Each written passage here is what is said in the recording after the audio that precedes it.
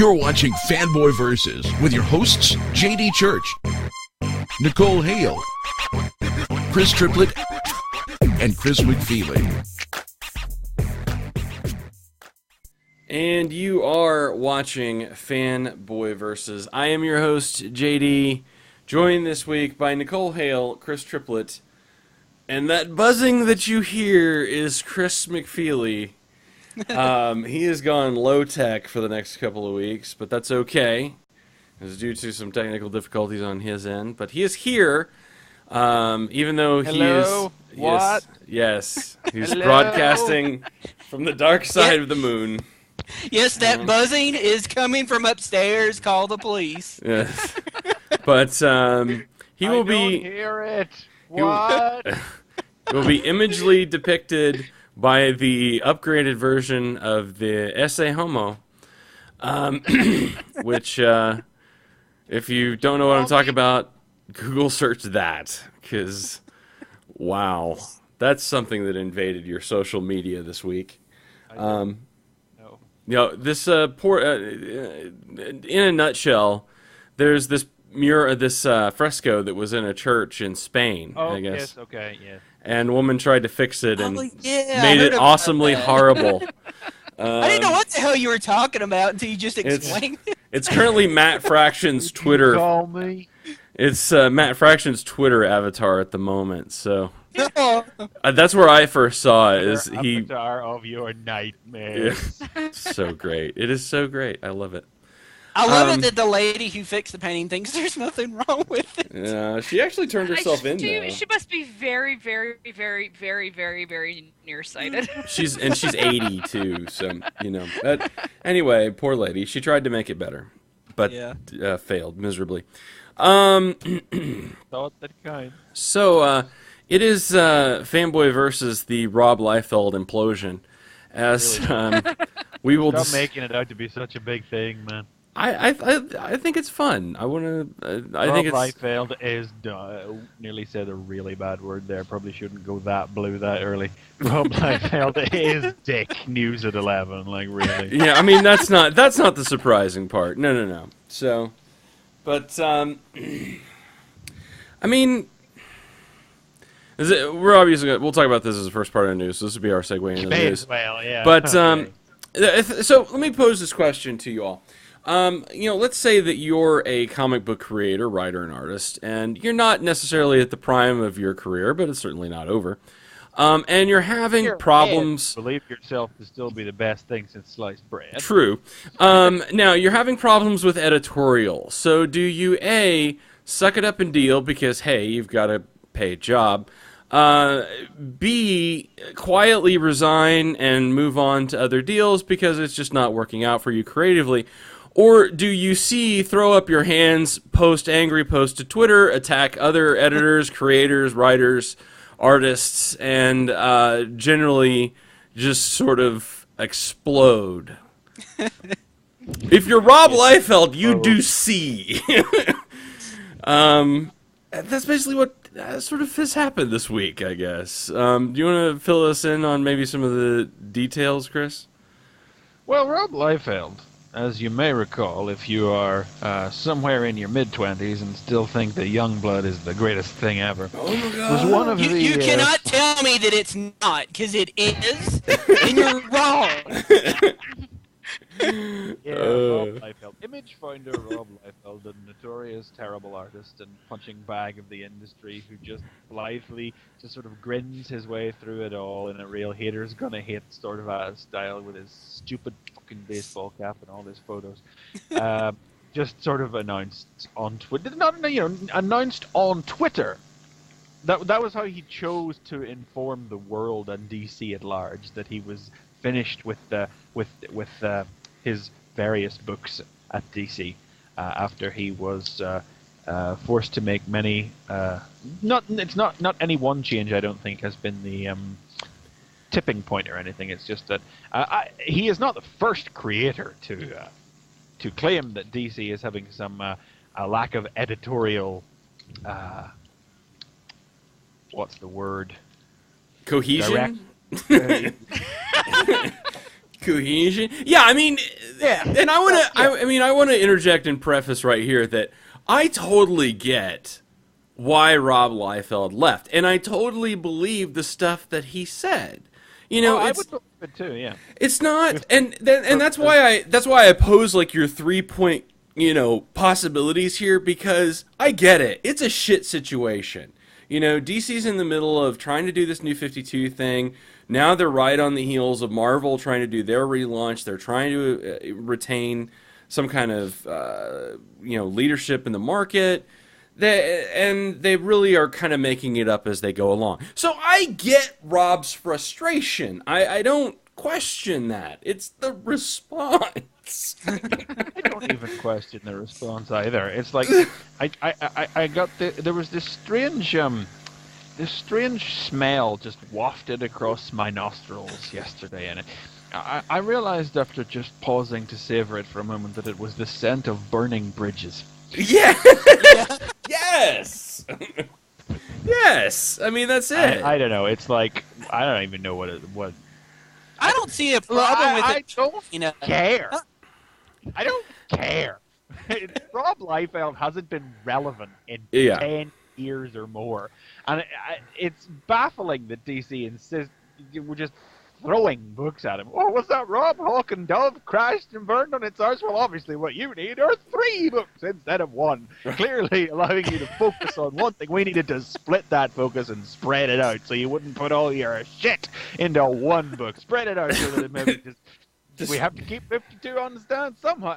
I don't give a fuck that Rob Liefeld went crazy on Twitter or that he's leaving DC. Holy shit, maybe 3 less terrible books will be put out. Go back to Extreme and continue pumping out things 6 months late, Rob. Maybe I'll care whenever you die! I so wish you could see your face right now, McFeely. Yeah. But and that's exactly. I mean, it's like good riddance. Don't let the door hit you on the ass on the way out. Don't let the horse hit you. I don't have nothing else to say.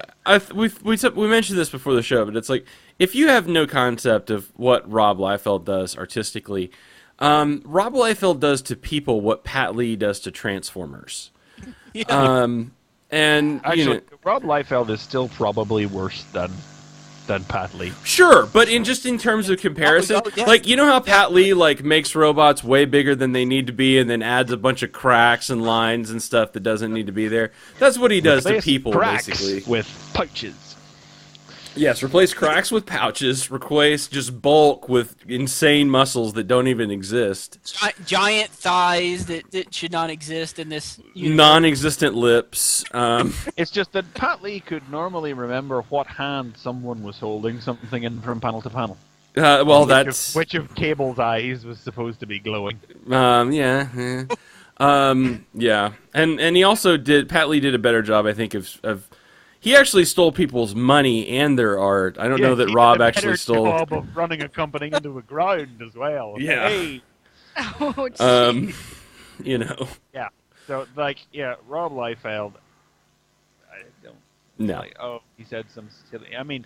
Well, he's still attacking people too. He attacked Scott Snyder last night. He's just attacking random people at this point. Yeah, it's like he did slip off his meds or something. It's like Rob, really? Why are you burning all your bridges? It's like Marvel won't have you back. Oh no. The first day he called Tom Brevoort a fat idiot. I mean, yeah, I'm like, okay. All right, well, I guess you're not going to Marvel then. This definition of someone who believes their own hype, but it's hype 20 years ago. Yeah, and I mean, it's like, who is I coming... don't know what you're talking about with hype, man. I mean, this guy was in a Levi's commercial. Yeah. I mean, you don't get much bigger than that. I mean, he was awesome. Yeah. I hear they're planning a crossover. He's drawing his comics in that Levi's commercial. He was on the Dennis awesome. Miller show. I mean, come on, God. I mean, Lost in the 90s will be the title of his biography. Because that's basically where this man lives. So, anyway, Rob Liefeld. But without him, you would not have your character that you love so much, Deadpool. So you got to give him some credit. I mean, I like Deadpool for sure, but the stuff that Rob Liefeld, did, things have happened since then. We'll just go with that, But Okay. You know. Yeah. Well, perhaps this could maybe be the last we'll hear of him. Oh, I can't see DC wanting that back. well, it's certainly the last you'll hear of here, unless something really insane happens. I mean, this will be our capstone on the story. But I'm sure it will go on, so if you would enjoy some more entertainment, feel free to follow him on Twitter, because, man, now he's on vacation the rest of this week, I guess, but we'll see. You know. Yeah, funny enough, that maybe a permanent vacation. I love how he said, "How do you take with no fixed end?" How do you take a vacation when you're unemployed?" Yeah. I don't know how that works. Don't but- worry, he's got comics from that were scheduled to come out 8 months ago to finish off yet. Sure. Yeah, and apparently, I was reading up on it a little bit, and it's like apparently he has an easier time doing his freelance stuff than he does doing his like own work. Like his creator-owned stuff, it's like comes out incredibly late as opposed to like freelance stuff. But I don't know, whatever. Rob Liefeld, there you go. That's Go back the news. and read that Twitter feed. Hilarious. Can't wait for the next issue of Youngblood 6 months from now. Oh yeah. All right, what else we got? Okay, well, there's a couple of things. It's been announced rather suddenly that Ed Brubaker is to leave Winter Soldier. Oh. And not Issue just 4. Winter Soldier. I mean, that'll be it for Marvel. Yeah, that'll be. Yeah. There'll be nothing left. Yeah. He'll not be doing anything else at Marvel. Not like out of a bad will or anything. It's just Not in a Rob Liefeld sort of way, but no. It's just that, it seems to be a timing thing where Marvel told him they were. I heard this. I'm not sure if it's accurate, but that Marvel told them numbers were too low and they were going to end it. Then they changed their mind, but in the interim, he'd already taken on more work. Sort of thing. Yeah, someone else is taking it over. It's not anything. Judd Winnick has also confirmed he's leaving Batwing. and DC, isn't he? I think I heard that as well. I don't know if I heard DC. I just heard Batwing. Yeah, I heard You know. Batwing, but I didn't hear DC yet. No, that was my. I thought I think I read it on Bleeding Cool. I thought that story indicated he was leaving DC completely. So Well, I mean, he's already left Catwoman. right, I think it would, well, I think that may be his last title there. So Maybe. I don't know. Who knows? I just found out future that plans have been announced for that I just one. found out that Dan Jurgens is taking over Firestorm in after Oh boy, the Zero yeah, issue. 3 so- head writers in a span of 1 year. That's what you need. Yeah, but you know Glad I you know what fucking jumped sucker's off gonna that be train reading it? Yeah, buddy, that's gonna be me. Uh-huh.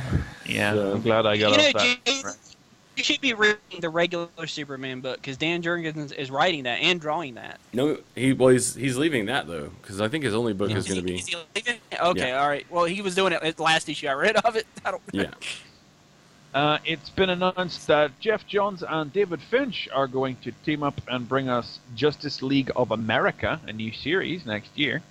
What? Ooh, so that'll probably be teaming off the Earth 2 then. Well, no, I don't know. It's the promotional image, which is loading in front of me right now, shows Martian Manhunter, Catwoman, Green Arrow. Is that Katana? Is that? I don't know who that is. Is that Vibe? Oh, so Vibe. it's gonna be like a B team Justice League. Yeah. Hawkman, Stargirl. Nice to see Stargirl. Maybe that's Steve Trevor or. Well, that's not someone surprising. from It's I mean and the new Green Lantern. I mean it's Jeff Johns. Of course he's gonna put Stargirl in there. I mean Indeed. Yep. It's physically possible for Catwoman to have her zipper any lower in that picture. God. Uh, It's possible. It's possible. It would just be naked. You would have areola, and that's just It would just be on the floor, but it's still possible. it is Vibe, yes. I'm guessing that is probably gonna factor into the Trinity War somehow, given the way we've seen some of those members in fighting the main Justice League in that promotional thing for Trinity in the free comic book day issue. I swear Oh, it sounds yeah, like I you're remember flying a biplane, Chris McFeely. I'm so sorry. It's awesome. It's like broadcasting from a biplane flying over South America. Goodness gracious. Just coming over the wire now. This is going to be the best show ever. All right. Oh, okay, yeah, I just read this. The comic act. Hang on, what convention is on right now? Fan Expo. Fan Canada Expo, yes. Right now. Yes. And the one that just made me laugh, which I just read before the show started there. Let me just get the creators. Yes, J. Michael Straczynski and Eduardo Risso had a 2-issue addendum to Before Watchmen with the new 2-issue series. This show's favorite, Before Watchmen, Moloch. Yeah, right. I mean, it's as though they listened to us in reverse. It's as like though already. It's like as though we said that there was already way too much Moloch What we need here is more Moloch. Oh, what they're saying, they need more Moloch! More Moloch! Put a 2-issue out! Spread it out over 3. Who's so far the worst writer of all of the Before Watchmen? JMS? Put him on it! Yeah, that's what we need. Was Moloch even in Dr. Manhattan? I didn't pay attention. I didn't have my Moloch watch on when I was doing it. Yes. I thought he was. I didn't read it that closely, but I figure like he's actually bound up in Manhattan's story in the film, unlike all the other bastard characters whose books he appears in. I think he's in a panel of this somewhere. That's enough. I recall. That's all it counts. Yeah. Moloch was everybody's arch enemy ever. Because he was like the one named supervillain in Watchmen. It's like, you know, it's like generally speaking, Before Watchmen has approached things with the correct head on its shoulders, barring a couple of instances. But this weird decision to just take the only named supervillain out of the original book and act like he was the worst dude ever and everybody's arch enemy, it's almost fan fiction-y, you know? It is. Yeah, it is. It's wow. It's like, who was at the helm here? Like, which editors were like, you know, who's got the Moloch boner? Yeah. God, Moloch was so great, and he didn't even do anything. He died. Other than yes, that's what he did in the original Watchmen. That was really what he was good for. You know, what was great was that Rorschach jumped out from his refrigerator to scare him. That's the only good thing he did, actually. God. If this could be the story of what his solar mirror was for, I could get behind that. Yeah, but no, I didn't see Moloch actually now that I'm going back through Dr. Manhattan, so that may be safe, but God. Yeah, so that's the thing that's happening as well. Yeah. And I'm just scanning to see if anything has just broken recently, but nothing has leapt out at me. Hey, oh, what? Wait a second. Superman and Wonder Woman are, they're getting together, apparently. Says DC. Oh yeah, that's another thing that's happening. God, that is wait. Sure. Did you hear my eyes rolling to the back of my head? Oh my god. Really? I mean, we've known that's coming for a while now.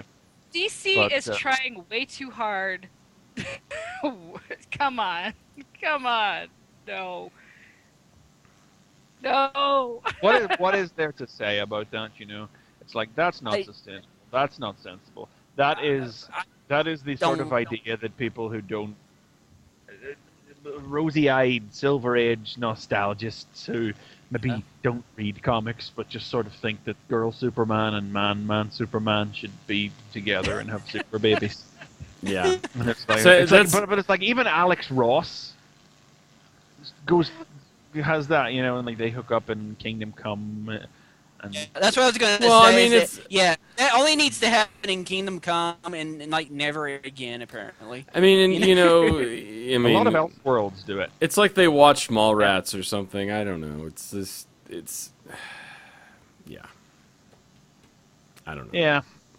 Well, it's dumb. It's probably, to be honest, I mean, I would like to say it's probably not a fixed thing now. No. Because really, it's not like, I mean... I'm still not properly comprehending what DC's thought process was whenever they said, remember how everybody reacted so wonderfully to whenever we magically retconned away, well, not we, but whenever Marvel magically retconned away one of its major marriages. Yeah. We need us some of that. Yeah. Yeah. So one can only assume that they plan at some point to actually do the Superman and Lois romance up from the ground again. I mean, that's what I was getting from reading the Superman comic, and then it just kind of dropped off the face of the earth, and I was like, what? Yeah. I mean, but Superman and Lois is Superman's lobster. She can't. Yes. It's like they can't, they may be separated for a little while, but eventually it'll work out. It might take 10 seasons, and eventually 10 seasons, and then they almost get married, but instead Darkseid attacks, and then they go for 5 years more, and they're still not married, and they write in the newspaper. And no, that was a television show. And then when Dang. Anyway. Yeah. Yeah, I can only assume that's not going to be a fixed thing. No, I'd like to think it's not. That will be not long, I don't think. Here's something more interesting and actually probably slightly less believable that has just been announced, which is that Joe Keating, who's the writer of Hell Yeah and Glory over at Image, and Richard Elson, who we know and love on this show from Journey into Mystery, are going to be doing a Morbius the Living Vampire ongoing series. Ooh. Oh my god. No, that is no. Ooh. No, I think the noise you were looking for is Oh, Wait, I mean... okay, so are they going off the continuity in Spider-Man? Or Yeah, it seems to be Where picking they- up after the end of where he is left at the end. where of he's in Spider-Man. jail? Presumably he'll get out. Maybe on good behavior. Okay. I like Morbius. I can't say I'm going to pick that one up. It That's a pains me to weird, decide on it. weird That's just so choice. weird. Well, didn't I say last week that we were going to start hearing about the weirder new number one? Yeah. Right Well, off the bat? Yeah. Well, the thing is, I thought you I was think yeah, you think about it. Vampires are huge right now. that's terrible. They God. should be. I know they. I mean, it just Are they makes going to sense. Twilightify him? Is that the direction they're going? Oh, yeah, we gotta get him Probably gonna get a sparkly. romance. Be some romance in there, I bet you. Yeah, he'll get some golf chick who likes vampires or something. He's And going to be like accent. all sparkly, talking about his plasma. My plasma, I hunger for plasma.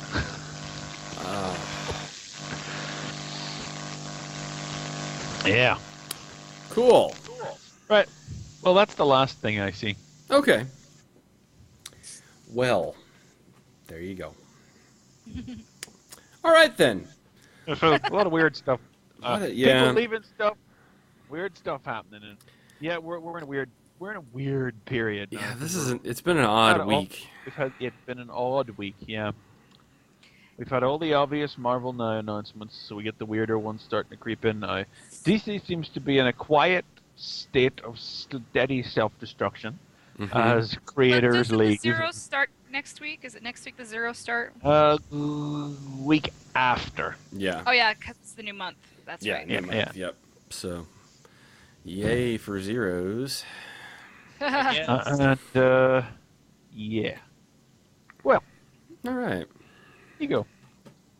So, I guess we'll get on then to recommendations. Recommendations. You're trying to class it up, but it's not working. Recommendations are perfect for my podcast. I guarantee. All right. Chris Triplett, what do you have to tell us about this week? I am recommending Teenage Mutant Ninja Turtles number 13 this week, which it's a book It's not me that. recommending it. It's not Wow. me Yeah. recommending it. You don't Good have to deal. drink. Somebody is recommending it, so doesn't that count? We're in a bizarro world where Chris Triplett is not talking about Spider-Man. He is talking about I'm Turtles, not and Nicole is talking not. about Spider-Man because it's at the top of the show.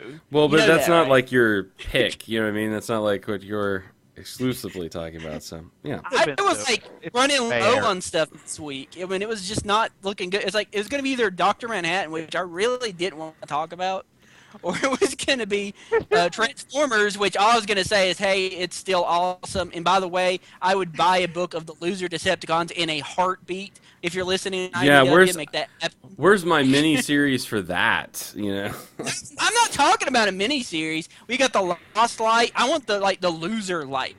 You know, I want their own shit going in another direction. Wow. And like the ships may cross at some point, and they'll be like, "Boy, look at those losers on that ship," and the ship on the other ship's gonna be like, "Boy, look at those losers as they're going by on the other ship." They Wow. have to Their ship is called the Weak Anthropic Principle, so that would just be the title of the series. God. My God, I mean, if a fourth Transformers book was to be published, that is what needs to be published. I mean, yeah, I'll leave it at that. I mean, because book was awesome. But yeah, Turtles is what I'm recommending this week because it continues to be a good book, and it's really cool. I mean, it's a Turtles comic that I feel I'm okay to say, hey, this is good. Because like in the past, we've gotten some crappy Turtles comics. That Image comic, I didn't read that Image comic, but I've heard some shit that came out of it, and it sounded awful. But this book, it's got a good start with it. I mean, I didn't know how I would like the stuff with the reincarnation, but I really like it. I think that's a cool direction to go with it. You know, I mean, if you're gonna have ninjas in modern day, I mean, it makes sense to kind of throw in some mystical stuff and say, oh, yeah, they're all just reincarnated, and just happens that some of them are turtles and a rat. Okay, all right, I'll work with that. And this is just just kind of continuing the stuff with Shredder, which I had to get caught up on it because I was behind by like 6 issues or something. So it was kind of cool when I got to the issue. Oh, so you got to read a bunch of. Yeah, I got to read a bunch of them like in a row, and I was like, "When's Shredder gonna show up? When's Shredder gonna show up? When's Shredder gonna show up? Here he is. Okay." And yeah, it's pretty cool. And he's showing the smackdown. Well, like at this issue, he pretty much takes the smack out on his own granddaughter. It's just like, good. You're no good. What's her name? Karai? Is that her name? Karai, Carrie, or I don't know how to say Japanese names. Karai. I think it's Karai. Am I crazy in thinking, was she not in the 2000 series also, the cartoon? The TMNT.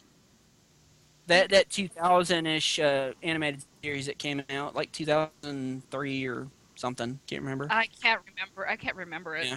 I think she was. I think they're like taking stuff from like all over the place, which is cool. It's like they're taking a comic version of Baxter Stockman, throwing him in there.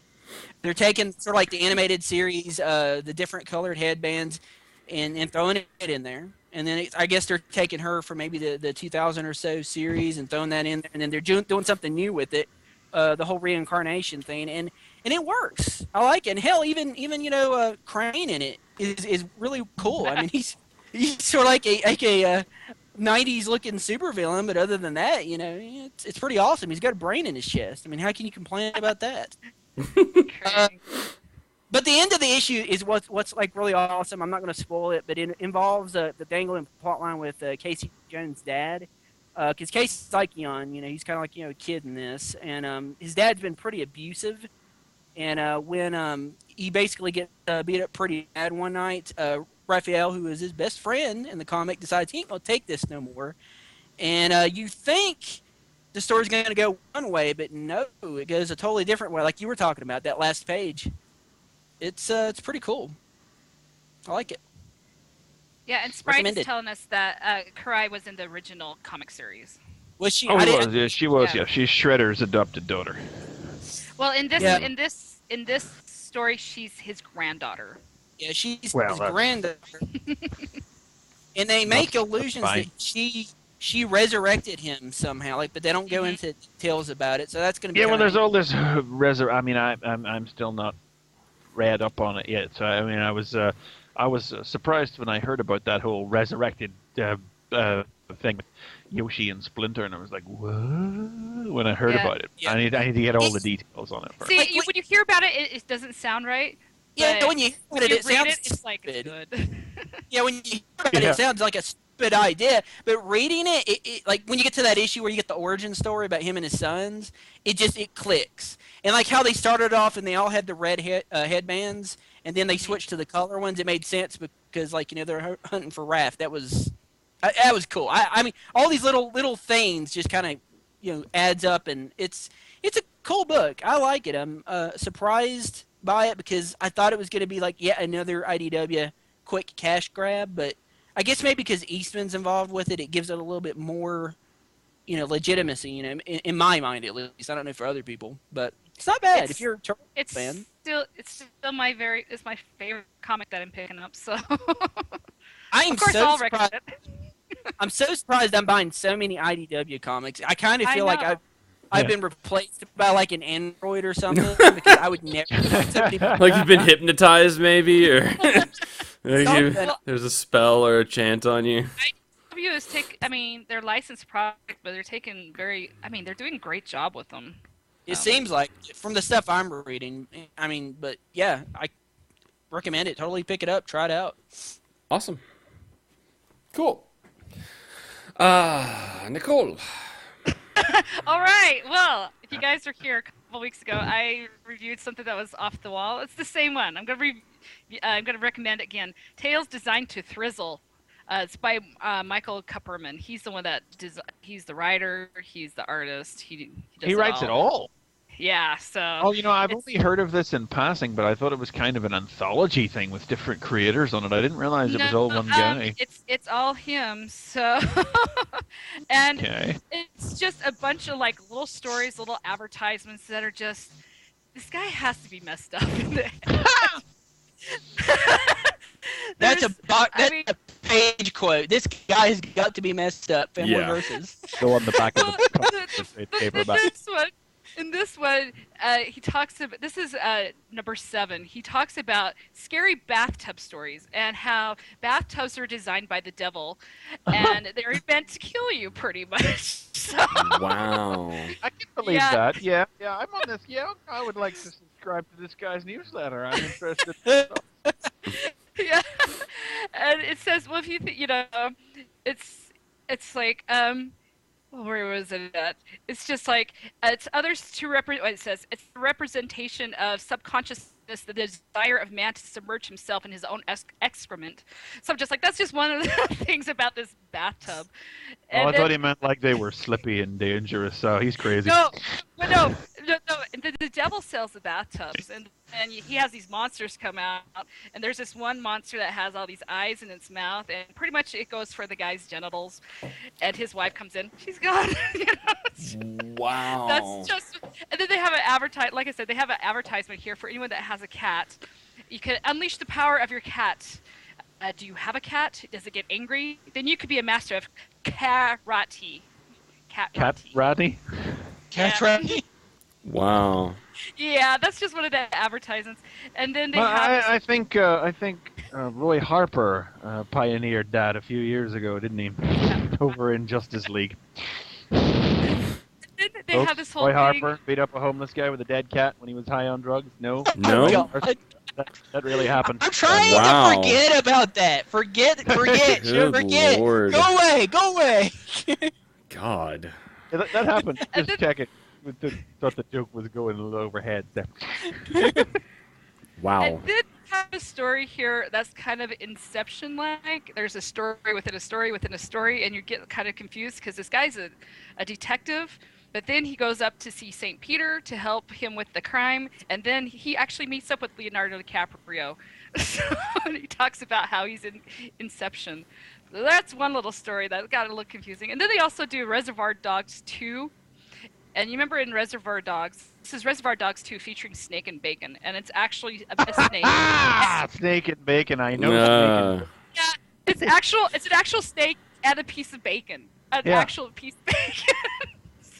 But you know how in Reservoir Dogs, they all assigned them colors? You know, Yeah. Mr. Pink, Mr. Yellow. Well, this one, they signed them like different pieces of meat. Oh my God. Well, it almost. It's like a mixture of because it's snake and bacon. Some of them have lizard names, some of them have pork names. So it's Mr. Ham, Mr. Iguana, Mr. Hot Dog, Mr. Salamander, Mr. Prosciutto. I don't know what that is. Mr. Newt and Mr. Oh, Pork. prosciutto. Prosciutto. That's it. Yeah, yeah. Mr. Newt and Mr. Porkloin instead of the colors. And they actually have. He actually has, casted. If you ever seen Reservoir Dogs, he has actually drawn them to look just like the cast. And of course, they argue about their names, and then you come to find out the guy that was up there talking to St. Peter, he comes into this story as well. And Wow. it's just a very interesting. And then my favorite has to be McGruff the Crime Dog, if you guys know who that is. Yeah, Well, they do, and McArf. here, and they make fun of him how he buries people that do crimes in the backyard with his bones and just find the yard pretty much. Oh my god. Because he's trying to find the alphabet soup's killer. So this guy kills someone and he puts out messages with alphabet soup. And so he's to try to find him and bury him in the backyard.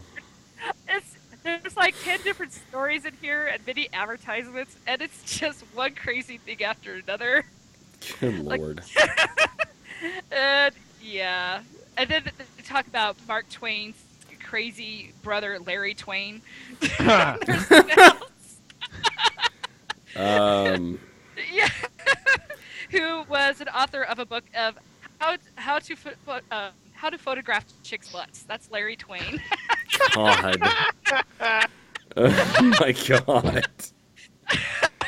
Oh. So yeah, if you want something that's just totally bizarre, you want to laugh constantly, this is like one of the funniest things I've read.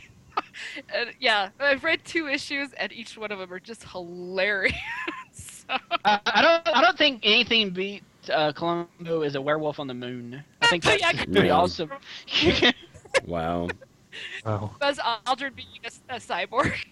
God.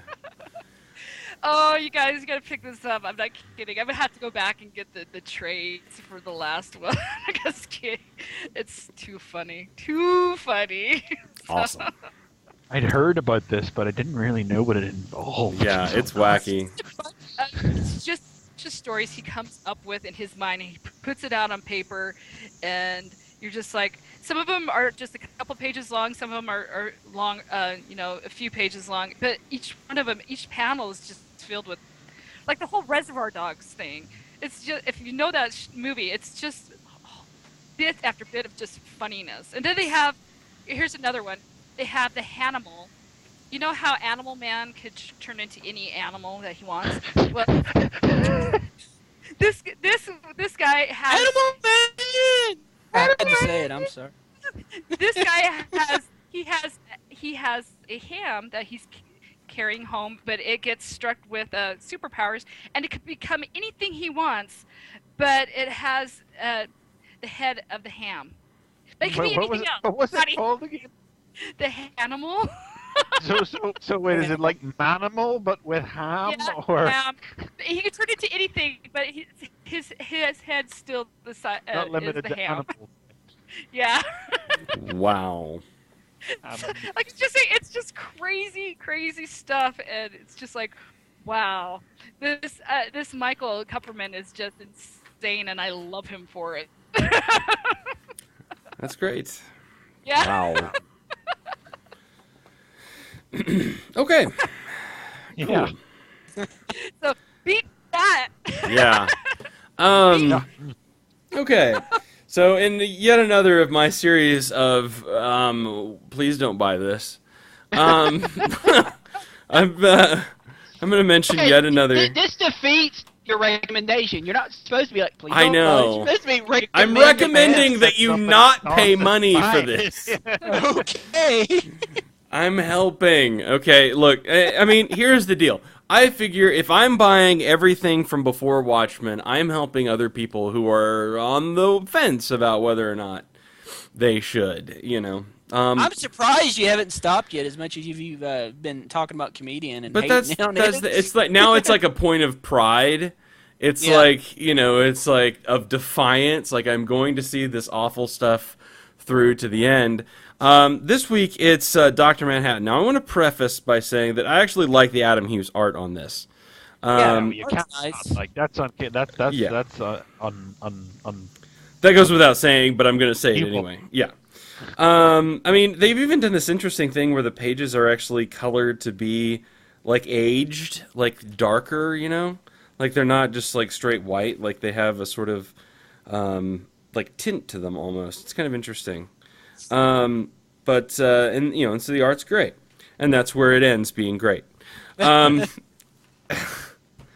Okay. Dr. Manhattan is like one of my favorite characters from Watchmen. The reason I like Dr. Manhattan is because I myself am sort of a fatalist, if you will, but I'm what I consider myself to be a scientific fatalist, which is in the sense to say that I think that the events of the universe is all governed by the collision of particles, and that those were all set out during the Big Bang, and everything goes forward in time.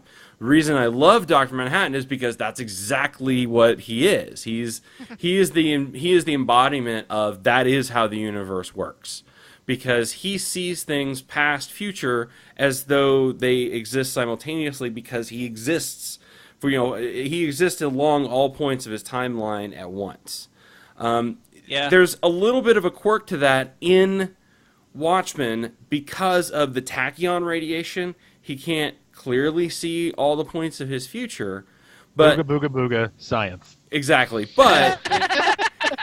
Tachyons and the microwave was left on, and right. The atomic Superman. But in essence of how the character is supposed to function... That is how it's supposed to work. This basically says, well, fuck that. We're just going to make him something completely different. And that's, what really bothers...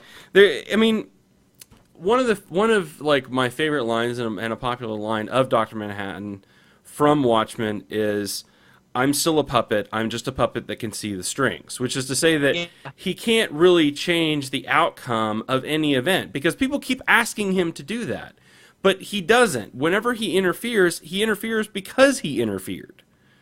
It's not because someone asked him to interfere, it's because that's what he always did. So like when he went to Vietnam and like fought in Vietnam, he went and fought in Vietnam because that's what he did. Yeah, he was supposed to be there. That's what he did. To him, it's like, like when he goes to pick up Lori, and he's like, well, in 15 minutes we're having a conversation on Mars, so I came to get you. Like that makes perfect sense to him, because nothing is spontaneous. I love it. I love it in Watchmen whenever he would have a conversation with her, and she'd say, like, you're about to tell me that you're sleeping with Dan. And then, like, they don't actually talk about it, and then she says, I'm sleeping with Dan, and he's like, I can't believe you're sleeping with Dan, and he just acts like he doesn't know. Right, because he doesn't interact with it until he has the moment, even though he knows it's coming. It's a very... Like I said, it's a complicated kind of thing, but I get it because it's how I think about things. And it's actually not how Alan Moore thinks about things, which is interesting, because he was sort of like on the opposite side, but he really crafted the character very well. JMS sort of shits all over that in this, as like Dr. Manhattan like nudges. Well, okay, for one thing, he does this whole thing where he was originally supposed to be teamed with Rorschach, and he changes it so that he's teamed with Silk Spectre. That's not something that Dr. Manhattan can do, nor would he even have considered really doing, because he doesn't consider changing things in terms of his own favor, because that doesn't even happen. That's not even something that can happen in Dr. Manhattan's world. So, and the whole idea here is the Schrodinger's cat, this is basically just a bastardization, a complete misunderstanding of what the Schrodinger's cat analogy is, and trying to make it exist in a macro world in which it doesn't. So, how so?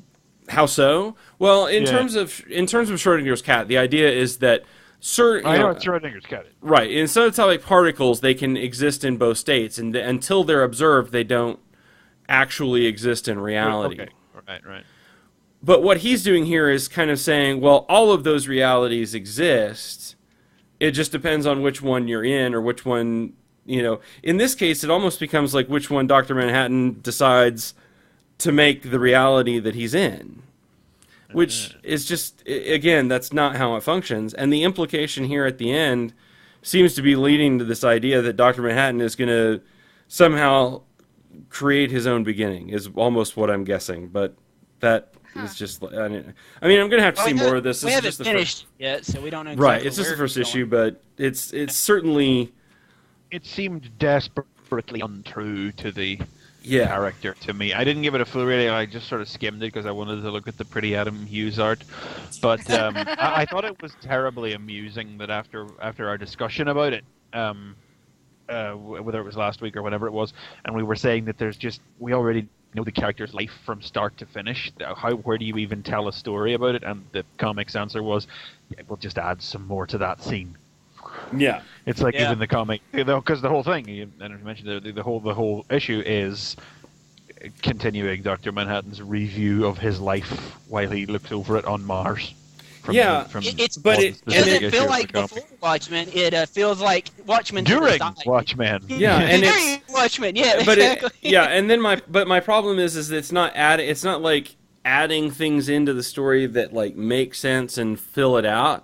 It's adding things to the story that completely change it.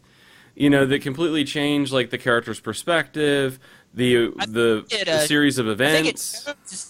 I think it shows that he's a really hard character to write. I think that's He probably- is, and that and I'm not saying that at all. I mean, that's why I say I give big props to Alan Moore for Dr. Manhattan, because unless you really think in that way, and like I said, I don't claim to fully understand it, but it's the way that I think about the universe and stuff. That unless you think in that way, it's really hard to even grasp it. And even then, I don't know that I fully grasp it. I don't want to say that I have. I feel like I have like a inkling of an understanding, and I can't imagine trying to write it. Like I wouldn't even want to think about writing it. So, it's basically taken him in a direction in which is not something that would seem to be true to what the character is. But hey, it's JMS, so what are you gonna do? I'm gonna keep getting it because I want to see where Flip the table over and walk out 3 issues out of 4 in. Probably, yeah. Oh wait, no, I'm sorry. I thought you were asking what I would do if I was JMS. Right. Yes. So anyway, there you go, Dr. Manhattan. And who Well, knows? I'm glad I only picked up 3 issues of this series, and I picked up the 2 good. 2 of them were actually really good. Yeah. So there's other good books in this. We'll do. I think when it's all said and done, we'll probably do a full review of the Before Watchmen, maybe as a special or something. and we're gonna buy like 4 copies of Moloch when that comes. Yeah. Yeah. God. I feel like we should all get it. Just to- we were pre-cognizant on this one. God. Yeah. We called it. You know what those guys are? Fuck those guys. Give them more Moloch. How dare they on their shit little podcast? Yeah. We'll give them all the Moloch they More want. Moloch for them Too much bastards. Moloch, can't have. And then we would explode in 1950 supervillain style. The back of the trade paperback will say Fanboy Versus says, "What the hell?" If they did that, I would buy a copy. Oh my god. Oh my god. Just take both sides of context. Moloch was ... brackets. The most important supervillain ... and everyone's worst enemy! Exclamation. Yeah, basically, yes. That's the only way that would work. All right, Chris McFeely. Now, I'm going to make you start out with, because I know you're going to talk about something else, but I'm forcing you to tell me about More Than Meets the Eye and what was wrong. Okay. Well, it's straightforward enough. Okay. In issue 7, Misfire is the character who is looking for the Necrobot. Croc explains to Fulcrum that Misfire believes in the myth of the Necrobot, a mute neutral who roams the galaxy chronicling the deaths of every Transformer. And we see Misfire zooming across the battlefield because he believes he's seen the Necrobot, and that's how they find the big Decepticon spaceship in that issue. Then at the end of this issue, when the Decepticons are gathered around Flywheels' remains, Misfire eulogizes him by mocking Flywheels' search for the Necrobot. Ooh. Yeah, the role just got completely flopped. And the spoilers, but the issue ends then a few panels later, 18 months later, with the Necrobot coming and finding Flywheels' remains and adding his name to his list of dead Transformers. And of course, the scene is supposed to go, oh, look at all these Transformers are going to be dead in 18 months because Ultra Magnus and Drift and Chrome Dome are all on there. But yeah, it's not, as like James Roberts has admitted, having a discussion, perhaps a slightly heated one, with Lady Rack of the Underbase on Twitter about this, and I was saying, well, that's just a fuck up, and she was like, no, clearly there's ways to, and I'm like, no, it's a fuck up, they fucked it up. But James Roberts did actually admit that he said there was a mistake We don't know what the mistake was, because the issue plays the two-parter. It plays Flywheels as this born-again religious type. So the idea that character would be a believer in some kind of angel of death fits for that character. And of course, the whole poetic end of the issue is that someone who has long searched for the Necrobot with no success finally meets him when it comes to record his death at the very end. So, those factors would imply that, well, I mean, it seems to me that what probably happened was that James Roberts was also writing the annual for this month as well, though it's out week after next. I don't know if maybe it's just concentration slipped or something, but it's not like the name just accidentally got swapped or something, because the whole end and the fact that Flywheels is the one of them that dies seems, I can't imagine it's an unintentionally poetic. It's like that event in the previous series it's like the previous episode should have been Flywheels. Instead of Misfire, yeah. Yeah. So it seems like it's like either that should have been Flywheels or Misfire is the one who should have died in this issue. I didn't even catch that when I was reading it. I didn't even think about told me that. right didn't either. at the very end, yeah, so. I guess I was paying attention to all the loser Decepticons just saying loser things and just loving the hell out of it. Yeah, I didn't pay attention. I don't think I paid too much attention to more. I didn't pay enough attention to them until this issue, so I'll have to go back to the previous to get that. I don't feel like Misfire was written as a character who would have died, whereas Flywheels did have a fairly thin characterization across the two, with just enough characterization to make the death mean something. Well, So I'm assuming that means that it was issue 7 that was the one in error, but it seems like it seems like the roles of the character who believes and who dies just seems to have suddenly been accidentally swapped between two characters in James Roberts' head between issues, and issue 8 was written with the wrong character in the role, or issue 7 was written with the wrong character in the role or something. So they say it's going to be fixed for the trade. I don't know what that will involve exactly, because it would be a damned shame to lose the poetic ending by changing Misfire's dialogue to not have it be Flywheels who believed in the Necrobot, because you totally lose the poetry of the ending then. But they're also not going to go back and redraw the whole the scene in the previous issue with Flywheels instead of Misfire. So I don't know what's going to get changed, but they say something's going to be fixed for the trade somehow. Is it ironic that Flywheels is gotten confused with another character again? I mean, it's bad enough that the poor guy got his name swapped with the other Battle Changer. Yeah, Battle Changer. Duocon. That's right, Duocon. Yeah. Duocon. So, yeah. Poor to be Flywheels. fair, I don't know dick about most of these Decepticons. Honestly, I like them because they're just losers. Well, but when I was reading it, I got lost a couple of times. I was like, now which one is that one that just got killed? I don't know. I wouldn't have known. I mean, I know Flywheels because I had the figure, and so I'm kind of vaguely familiar with the model. I knew Spinster because of having been familiar with it from BotCon. I love Spinister. But, I want more Spinister. I want more Spinister.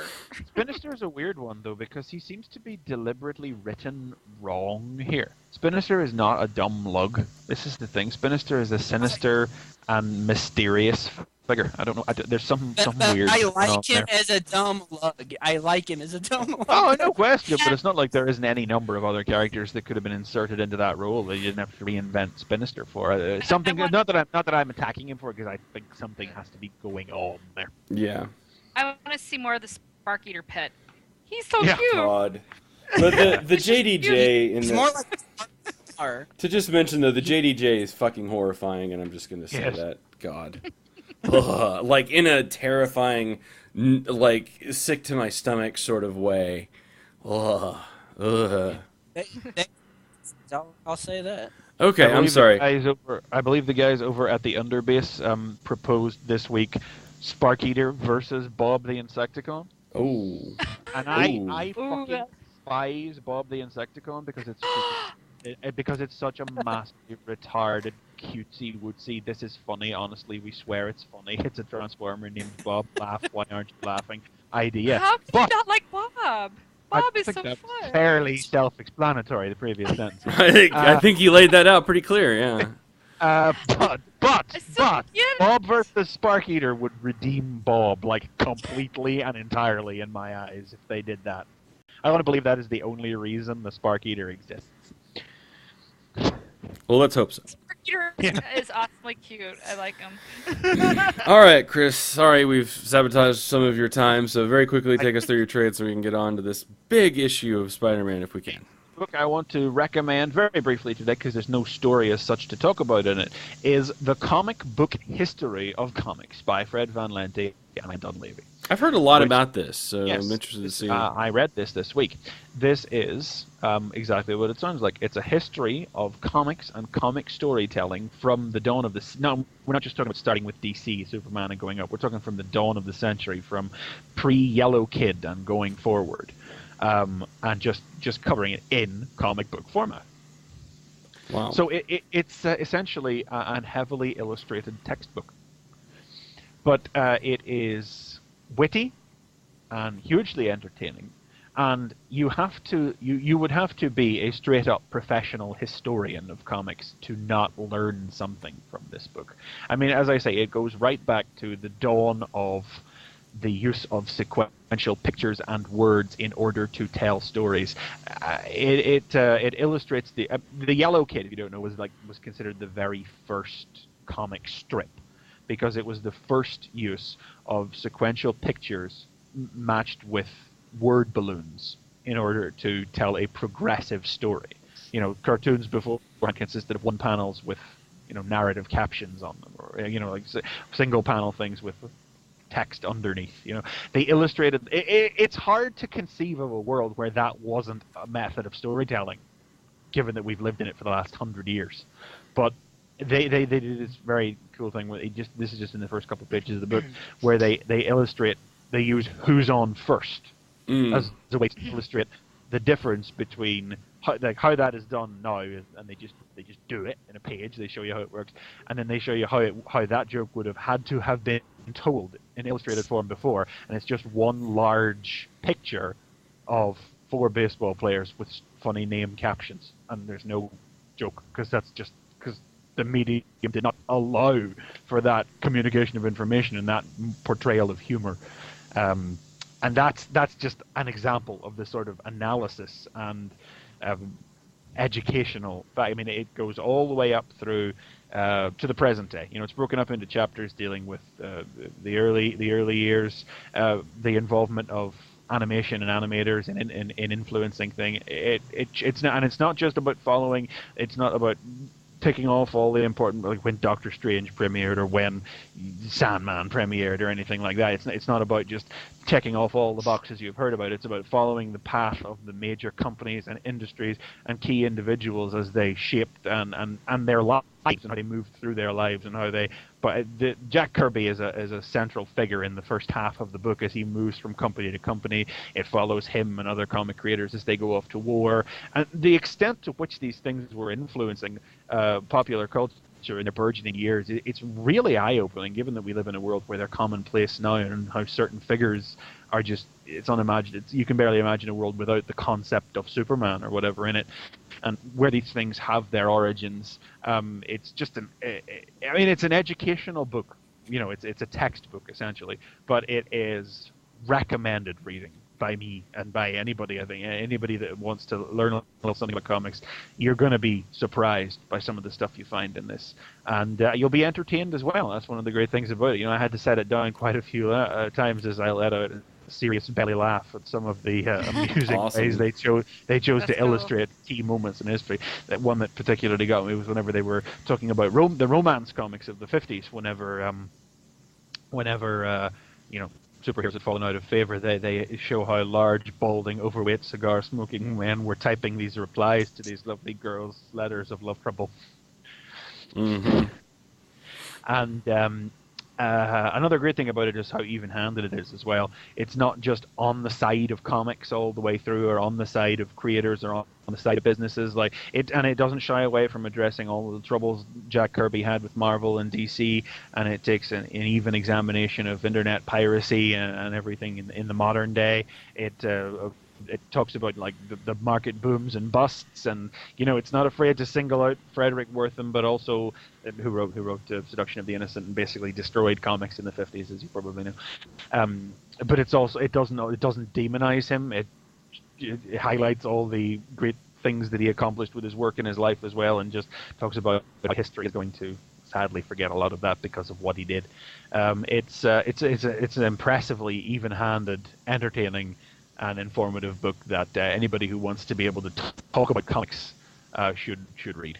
I would recommend it to anybody, and it's published by IDW. And I'm honestly not sure. I don't know if it was published in a separate format before this or not, or if it's an original graphic novel. I think it's an original graphic. I think it is. Yeah. It didn't seem to be broken up into equal parts or anything like that. I believe it is. So as I say, it's by Fred Van Lente, who we know from Marvel from things like Incredible Hercules or Spider-Man or just all sorts of things really. And with art by Ryan Dunleavy. And go get it. Sweet. And broaden your mind a little bit. Comic book history of comics. All right. Oh. Well, let's use that as a segue then, because we are going to be talking about the Amazing Spider-Man 50-year celebration. Apparently. Although if you were to hand this comic to somebody, I don't imagine they'd be able to guess that's what the story is in here somewhere. Yeah, it seems like they're going to make a bigger deal out of 700 than they are out of 50. Yeah. I don't know why they didn't roll them together. I think this is sort of designed to be like that, it's like this is going to be the event going up to 700, and this is the beginning. It's like a year-long event to celebrate 50 years. That's kind of what it is. Yeah, maybe. It starts here. The 50-year anniversary event starts here. That's what it is. The reason I want to segue, and we'll start, is because this first page is by Van Lent and also Ramato Jr., which is basically it's just the typical first page retelling of who Peter Parker is and who Amazing Spider-Man is. But, it's kind of cool in a drawn-out way. Romita Jr. did the art on it, and God, as much as I love the artists they've been using, it makes me want Romita Jr. back on a Spider-Man book. I miss him. I don't know. Then I turn the page, and I've got Humberto Ramos, and I'm like, no, I'm okay. I'll take more. Good, yeah. No, it's okay. I'll take more of Humberto Ramos. So there's three stories here. One larger story, which is more, I would say, more in line with where the 700 story is going. There's another short, sort of just fun, cutesy story. And then there's a creator insertion story at the end. So, I don't know. That's what I'm calling it. So, yeah. But it's kinda, like you got the lead strip here that's just the next part of Slot Spidey. And it's 25 pages. It's a couple pages longer than normal. Then the backup is like, the next one is like 8 or 10 pages. And then the last strip is just an ordinary 22 page story. Yeah. So it's a big book. I mean, we talk about it being... it's a big one, $6. It's a big price. $6, but it's like 2.5 books, so, Yeah. Mm-hmm. I mean, you just can wait to when you pick it up, so... So, let's see. We start out with Part 1 of Point of Origin Alpha. Alpha Part 1, Point of Origin. The first part of this is basically our introduction to this young man who is not Peter Parker, but is going to be the focus. Andy McGuire is his name, and he is basically a kid that is so ordinary, he is like painfully ordinary. Like, no one knows who he is. He doesn't have great grades. He doesn't have, completely failing grades. He doesn't do anything. He doesn't have any friends. His parents are sort of aloof pains in the asses. He is basically a nothing, nobody, nowhere, non-existent, disinterested person. Until one day, while traveling to Horizon Labs. So, anyway, he's on a school trip, and what do you know? He ends up in Horizon Labs. Let us not point out that these first 2 pages are copies of the first 2 pages of Amazing Fantasy 15. Yes. Yeah. I mean, swapped in. That's well cool. Yeah, I mean, like, if you didn't get that while reading this, then shit, just quit reading Amazing Spider-Man. Yeah.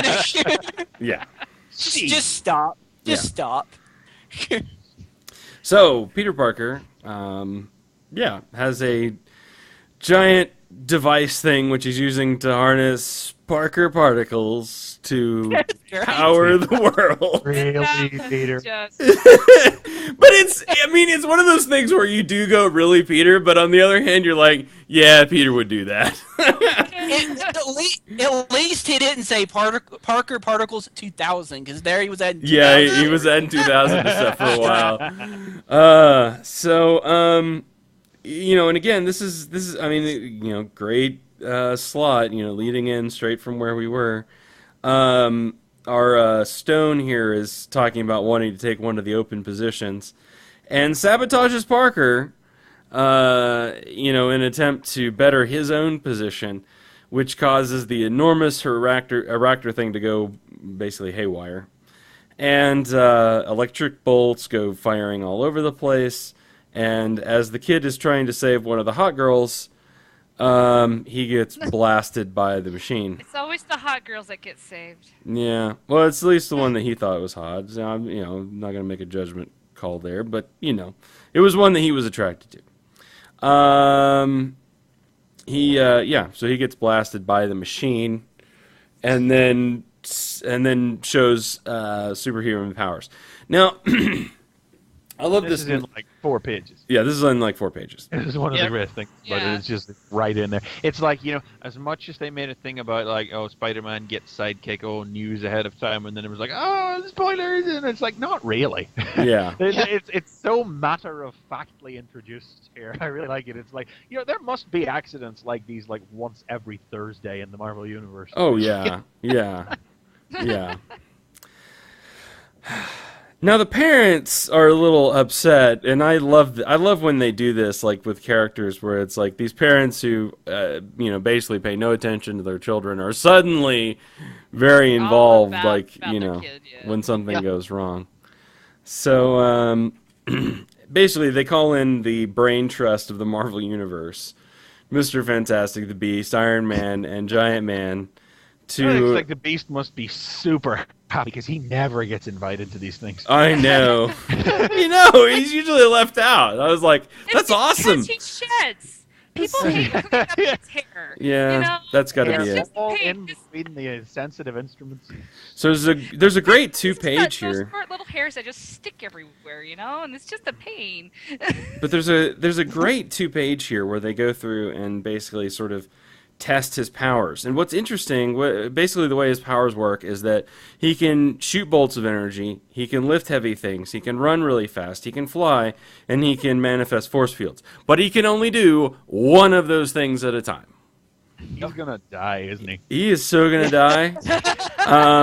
Because, he can't... He's going to put him in a conundrum where he has to do all of these things, or he'll die, and then he'll just die. That's what's going to happen. So, but, otherwise, he's stable and fine. But Reed takes Peter aside, and he's like, all right, Peter, we got a little bit of a problem.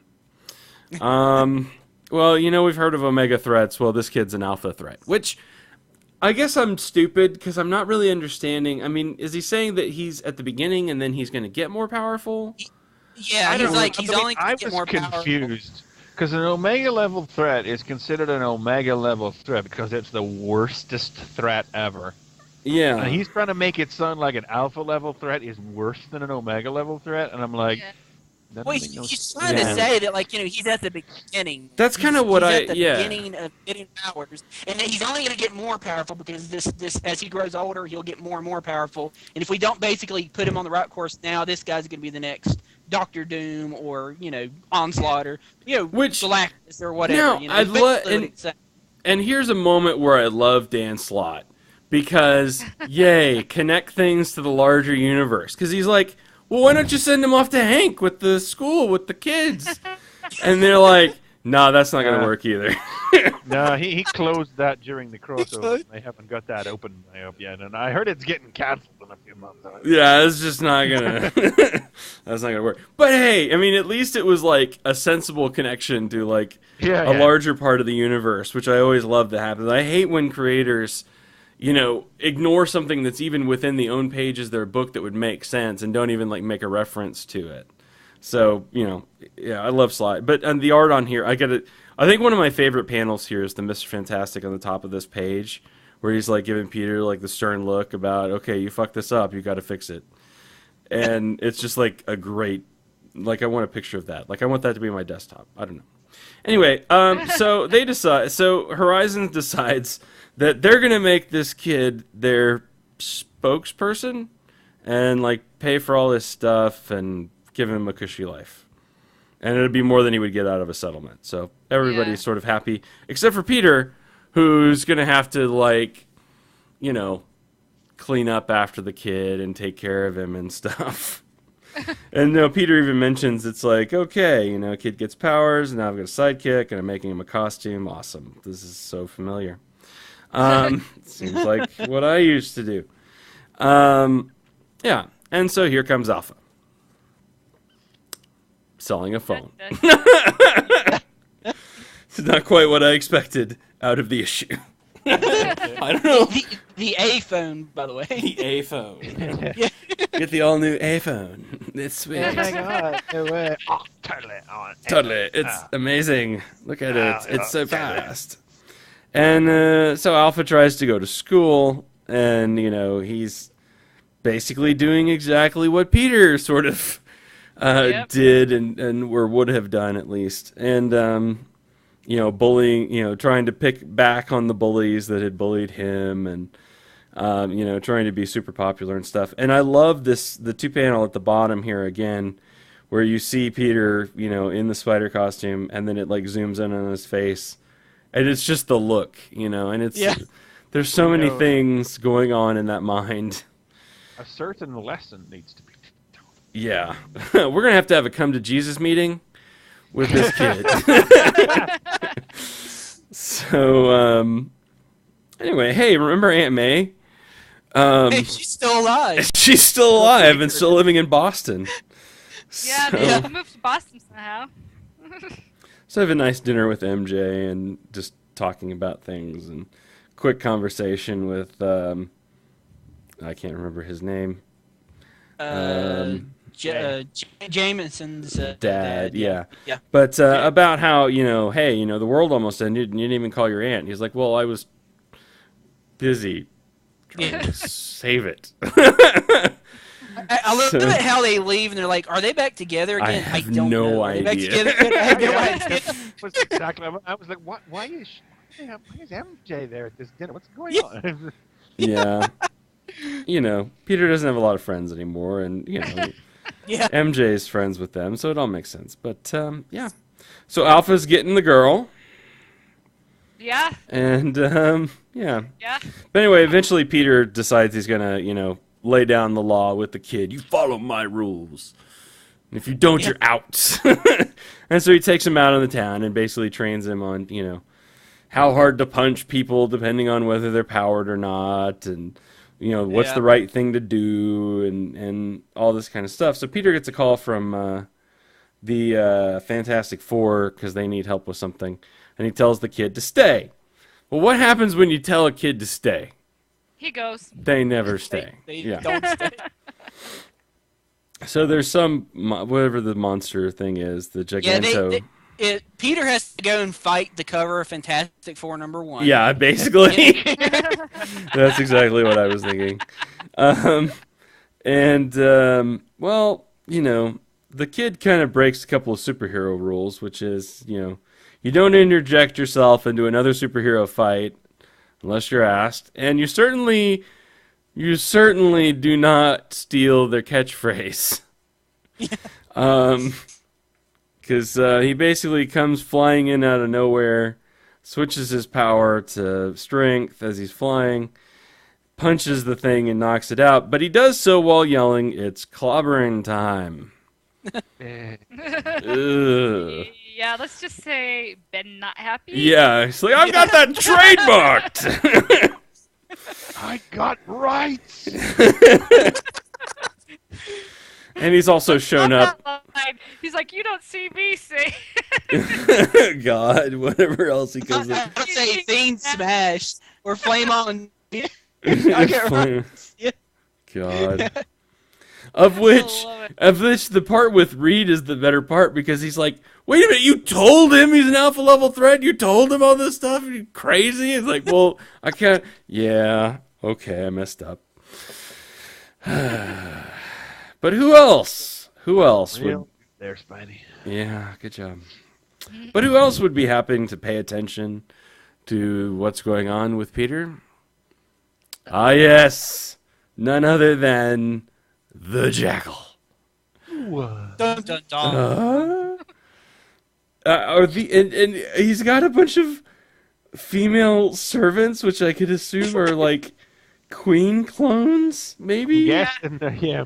I mean, I just if you know the Jackal, this can only mean one thing, and it's like my brain goes.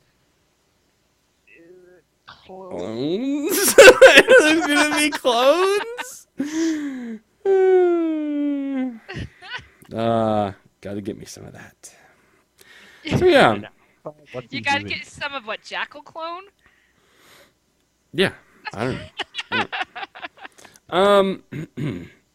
So that's it for that story. Our next story is called Spider-Man for a Night.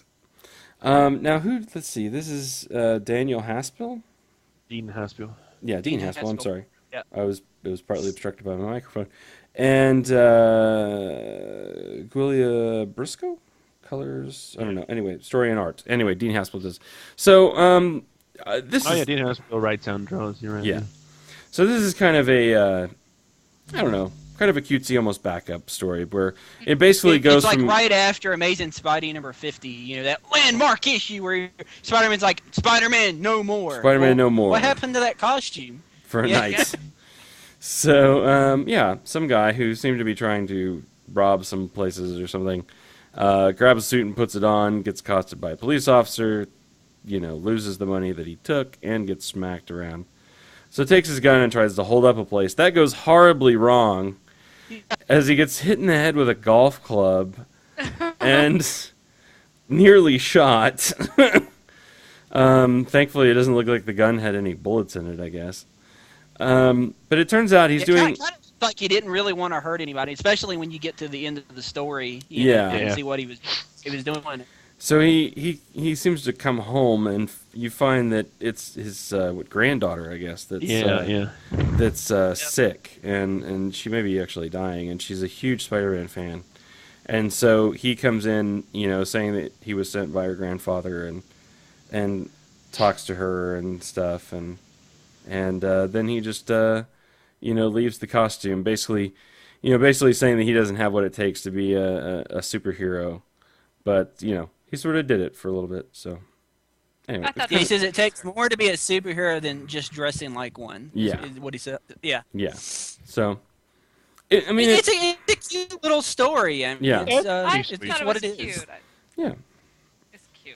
Yeah, I like And it. it's like in a larger collection of more stories, I would see its place. Yeah, it seemed like it, I don't know. I mean, Well, it was... let's just sum up this next story, and then we'll talk more about the Okay. whole package.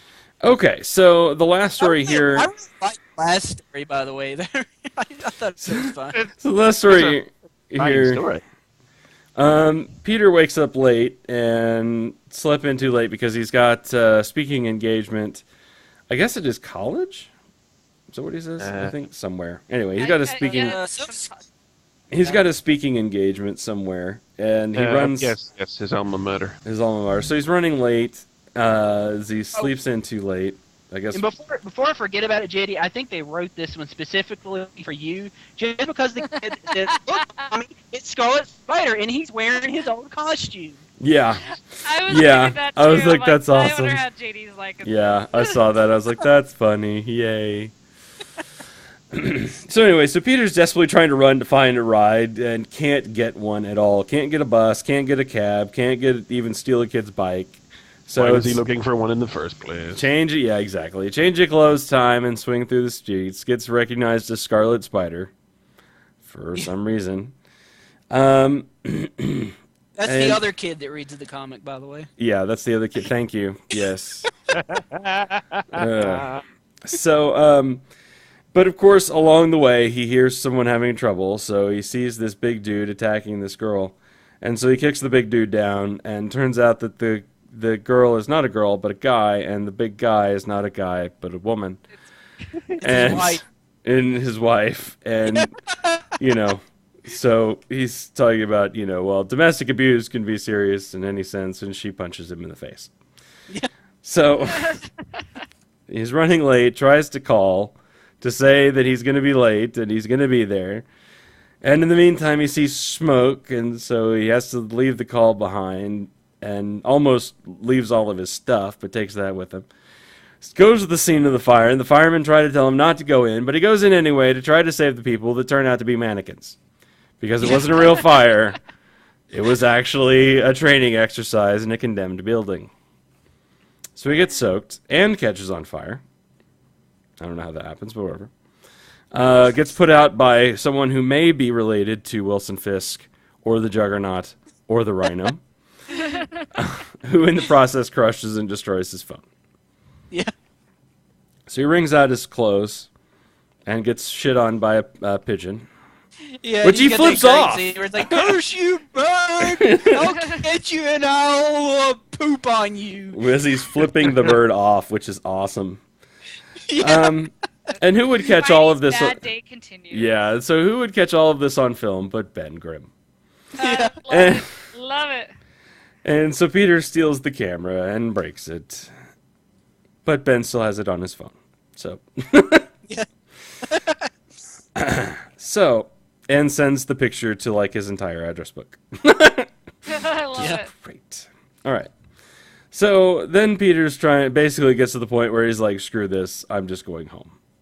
But no, there's a kid getting beat up, or at least harassed by some other kids. And so he saves the kid from the bullies and leaves the other one, of which there's a great moment here where he's like, just don't look back. He's got the kid like stuck to the wall, maybe by his hand. He's like, just don't look back. It's more dramatic that way. I like it. It's cooler to just cool. walk away. Yeah. Okay. Okay.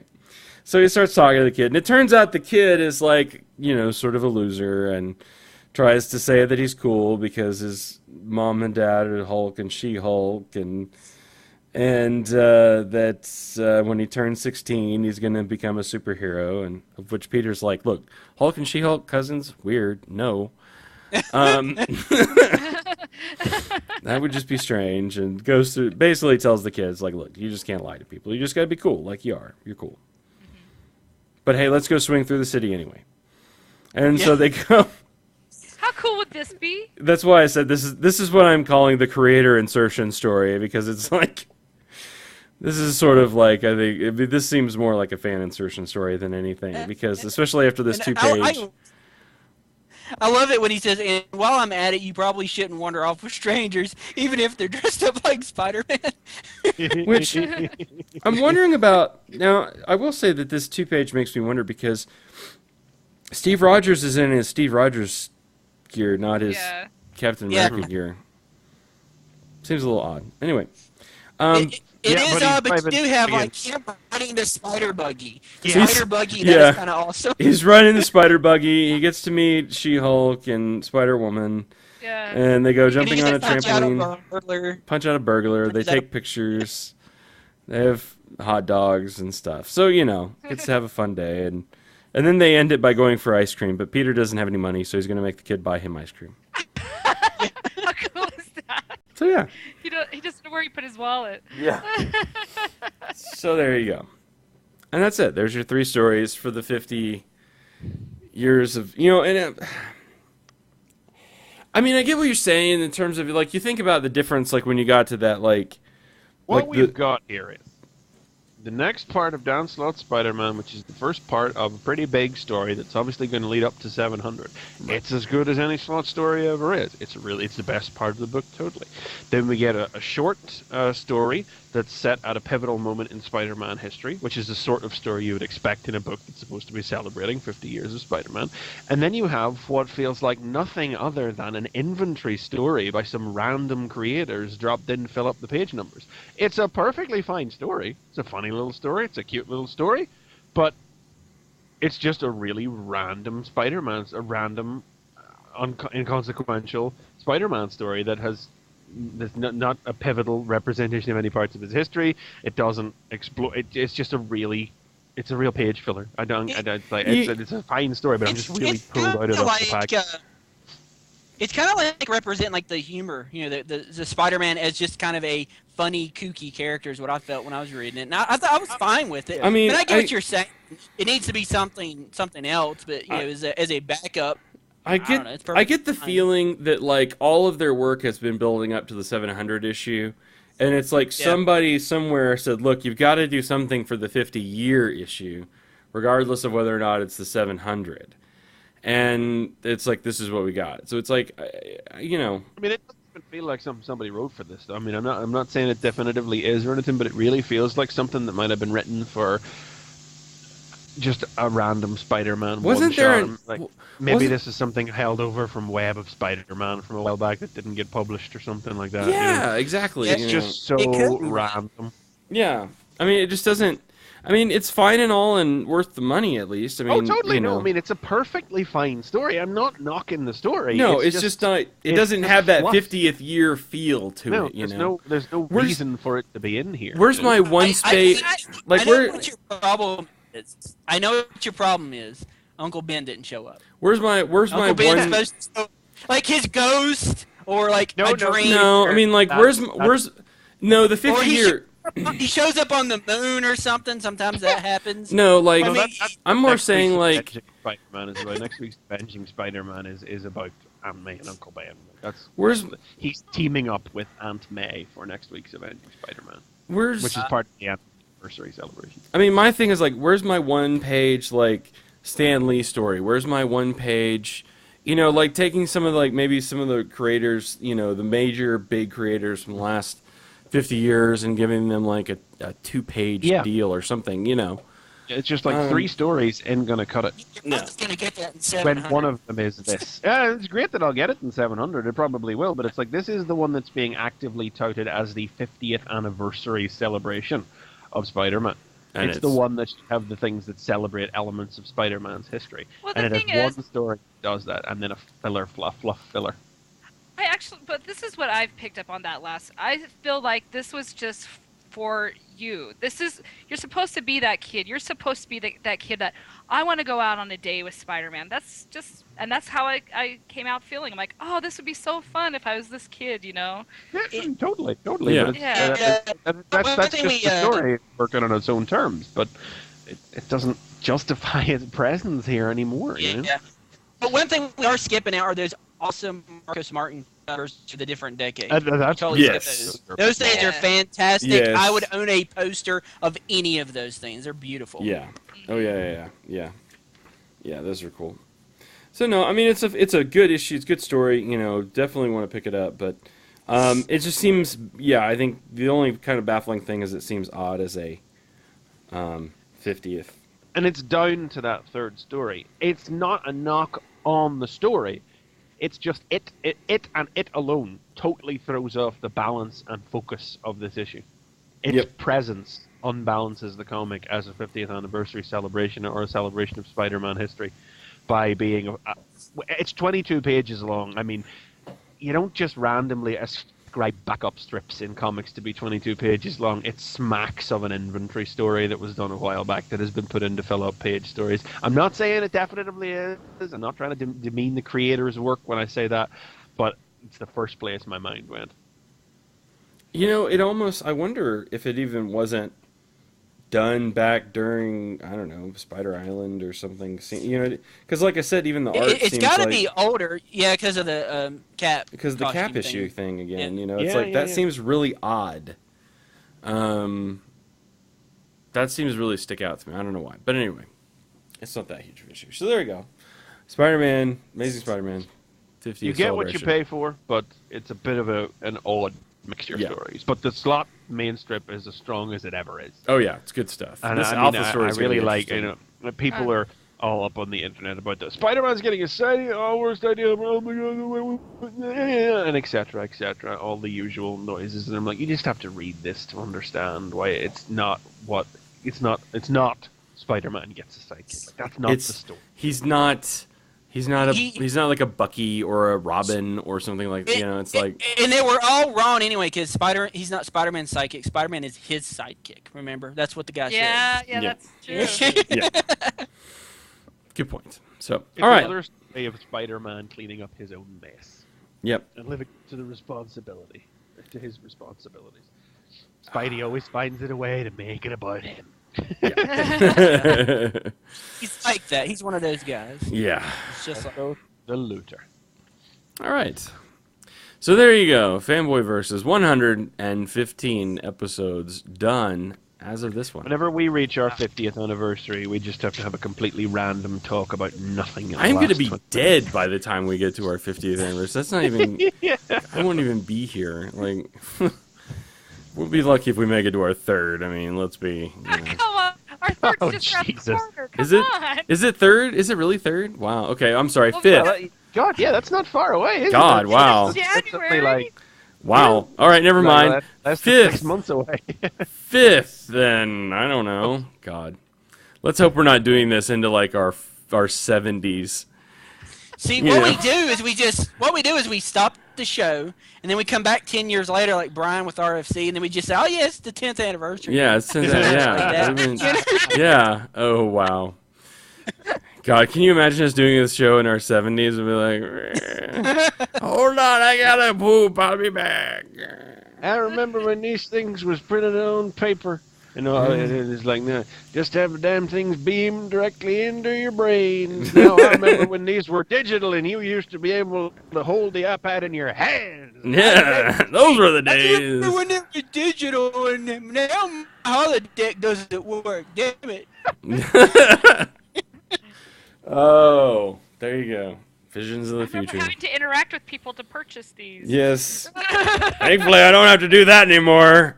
Especially after the radiation storms. Intelligent apes. I hate those intelligent apes. They shortchange me every time. God. And that was before the Dothraki attacked, and God. Can't seem to interface with the world mind. God. All right. Well, there you go. Fanboy Versus. Versus all those young people today with their pierced ears and Get off of my lawn! Get off of my space lawn. I can't wait to see him say that. God. Get off my moon rocks, damn it. Where's my hoverboard? Where's my hoverboard? All right. So go to the website, fanboyversus.com. Check us out on Twitter, at fanboyvs. It's a good time. So you check us out there. Check out our tweets. Who knows? You may get more retweets of Rob Liefeld. Probably not. But but that is the thing that's still going on. I was just reading his exchange with Scott Snyder, which I hadn't seen before. Oh, like, really? good. You hadn't? No, I hadn't seen that bit before. No, it's like, good Jesus, Rob. Yeah. No. I love the point where he's like, all right, we're taking this public because it's not enough fun to ridicule you. Side, Rob, really? What? Like, one-on-one. And the whole the senior Batman writer thing, like, it's like, yeah, Scott Snyder, senior Batman writer. That's what the person that writes Batman is called. It's just a thing. It's disputing it. Right. nobody's reading it because of him, though. It's not selling because it's good. It's selling because it's Batman. Right, it's selling because it's Batman. Yeah, okay, sure, Okay. yeah. How is Batman the Dark Knight selling, by the way? I'm just saying. Well, and I love God's that- sakes, I haven't bought an issue of it. I'm just saying. I love that he tries to point out, he was like, well, see, you're not very good, because look, Swamp Thing isn't good. Like, really? I think it's good. I don't know if it's selling. I mean, I don't know if it's selling or not, but, you know, whatever. Yeah, whoops, I'm just going to look it up, though. There was a fantastic snap back from Snyder there. Hang on, let me just look it up. And can I say we've had an amazing chat this week, you guys are awesome. Yes, so I'm sorry I haven't followed along, but I'm... Ah, God I know- damn, like the what? The 1 week I can't look at the friggin' chat. I know that Timey was supposed to be in there, and I know Me, that... aren't they? They're talking about me. Okay, you They're guys, talking about. everyone in the They're chat, go talking and talk about about McFeely. now. You can't They're see talking you. about Batgirl. They're talking about Batgirl and Ambush Bug and Jesus. What else are they? I haven't been paying attention. My God. Wow. They were talking They're just about going. They were talking about all the craziness on TMNT. They're talking about, canceling comic books and stuff. Wow. So, yes, go chat, go talk about McFeely. He can't see you. He can't see you. Here's the It's your burn that I chance. found from Scott Snyder says, "Nice, your Twitter feed's the best thing you've written all year." That was great. Yes. Oh, ouch. Yeah. No, it's not done yet. Rob Liefeld snaps back, "Of course, because it's not edited." And then Scott Snyder is going, "I'll give you credit, Rob. Batman might sell in spite of me and Greg Capullo, but Deathstroke and Hawkman did fail because of you. Credit where it's due." Oh, Oh. ice burn. Oh. They are gonna get. He is gonna get his hand smacked behind the scenes for that one. Yeah. Yeah. Yeah. Well, and Scott even came out like after that and like apologized and was like, "Look, I shouldn't have gotten even caught up in all that nonsense." And so, I mean, Scott's already apologized for his part in it. So, but So McFeely, who thinks you've got sexy eyes, or you just want it to remain? Oh God. As someone says that McFeely's right leg is the best right leg ever. Wow.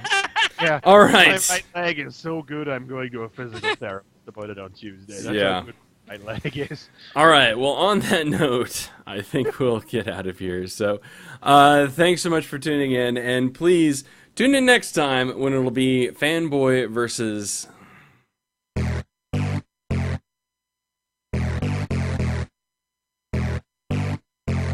This has been Fanboy Versus. Visit us at tfradio.net for show notes and to subscribe to the podcast. Follow us on Twitter at tfradio for news and updates. Like the podcast? Leave us feedback on iTunes.